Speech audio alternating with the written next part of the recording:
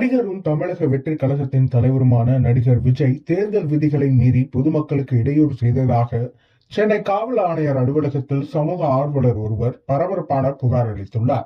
தமிழ் சினிமாவில் முன்னணி நடிகராக இருப்பவர் நடிகர் விஜய். இவர் கடந்த பிப்ரவரி மாதம் அரசியல் கட்சியை தொடங்கினார். தமிழக வெற்றி கழகம் என்ற பெயரில் கட்சியை தொடங்கியுள்ள நடிகர் விஜய் லோக்சபா தேர்தலில் போட்டியிடவில்லை. மாறாக 2026 தமிழக சட்டப்பேரவை தேர்தலில் நடிகர் விஜய் போட்டியிடுவதாக அறிவித்துள்ளார்.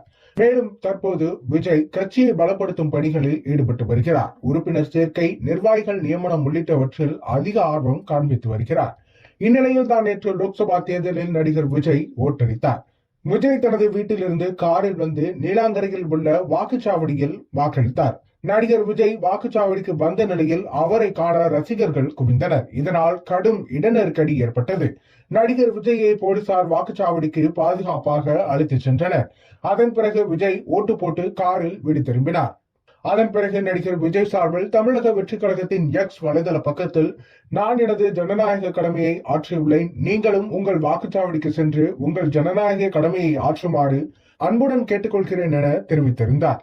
இந்நிலையில் தான் நடிகர் விஜய் தேர்தல் விதிகளை மீறி நடந்து கொண்டதாகவும் அவர் மீது நடவடிக்கை எடுக்க வேண்டும் எனவும் சென்னை மாநகர காவல் ஆணையர் அலுவலகத்தில் சமூக ஆர்வலர் ஒருவர் புகார் அளித்துள்ளார்.